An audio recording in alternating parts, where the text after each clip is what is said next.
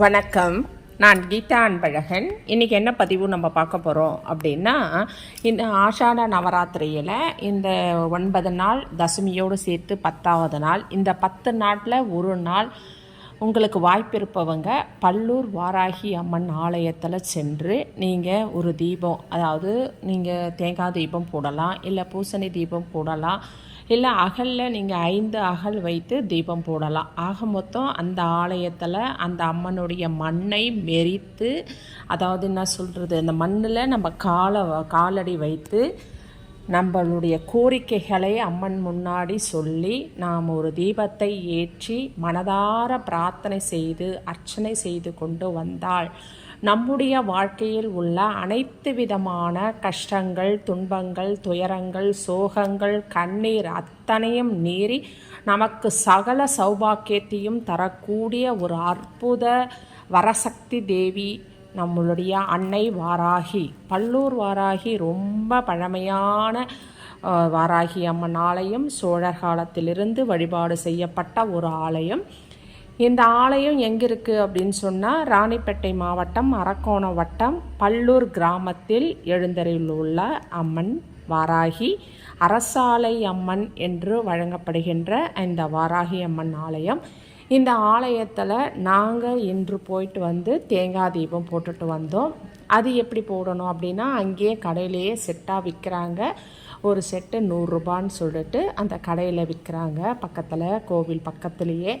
அதை நீங்கள் வாங்கிட்டு வாங்க. வாங்கிட்டு வந்து தலைவாழலை பரப்பி, அதன் மேலே பச்சரிசி பரப்பி, அதன் மேலே அந்த தேங்காய் 2 சரிபாகமாக உடைத்து அதை வைத்து அதில் நல்ல பசுனை விட்டு பஞ்சுதிரி போட்டு நம்ம தீபத்தை ஏற்றணும். அதற்கு முன்னாடி வெற்றிலை பாக்கு, 2 வாழைப்பழம், கொஞ்சம் சிகப்பு கலர் செவ்வரளி மலர் வச்சுட்டு ஊதவத்தி ஏற்றி தூப தீப ஆராதனை செய்யணும்.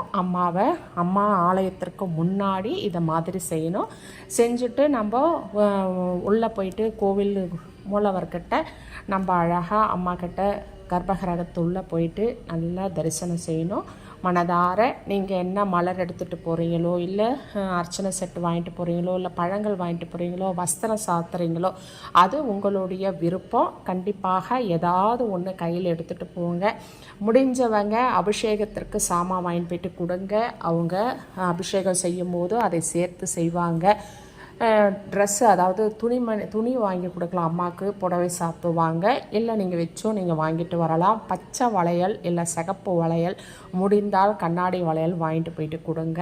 அர்ச்சனை செய்து கொண்டு வாருங்கள். 2 எலுமிச்சம்பழம் வாங்கி 1 அம்மா பாதத்துலேயும் 1 அம்மா கரத்துலேயும் வச்சு வாங்கிட்டு வாங்க.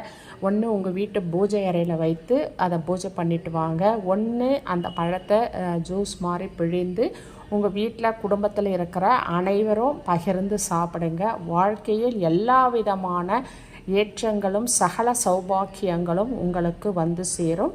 அதனால் கண்டிப்பாக இந்த ஆஷாட நவராத்திரியை தவற விடாதீர்கள். இது அற்புதமான நவராத்திரியாக வந்திருக்கிறது. திருவாதிரை நட்சத்திரத்துடன் கூடிய ராகு அம்சத்தில் வந்துள்ள இந்த நவராத்திரி ரொம்ப அற்புத நவராத்திரி. அதனால் கண்டிப்பாக ஒரு நாளாவது இந்த 10 நாளில் உங்களுக்கு எப்போ வாய்ப்பு இருக்கோ முடியும் பொழுது நீங்கள் போயிட்டு வாங்க. நாங்கள் திங்கட்கிழமை போனதுனால அப்போ கொஞ்சம் கூட்டம் கம்மியாக இருந்தது. இதுவே நீங்கள் செவ்வாய்க்கிழமை, வெள்ளிக்கிழமை, பஞ்சமி, அஷ்டமி இதெல்லாம் போனீங்கன்னா ரொம்ப கூட்டமாக இருக்கும்.